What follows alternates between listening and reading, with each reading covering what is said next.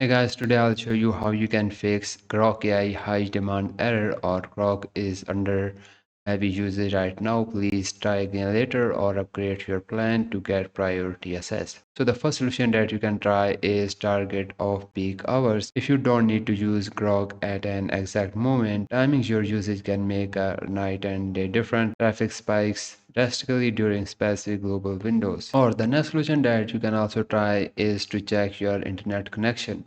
Make sure you have a stable or good internet connection before you try anything or try fixing this high demand error. The next solution that you can also try is click on this option you will see on the top and just click on cookies and site data and then just click on manage on device side data. This will delete all your on-device side data on Grok AI, and it will also delete your visits or activities, or it can also delete cookies on your browser. But you can delete this and click on done and then just refresh your page and just sign in again and then see if the problem is fixed or not. And I hope this video helps, and if it did, please like this video and thanks for watching.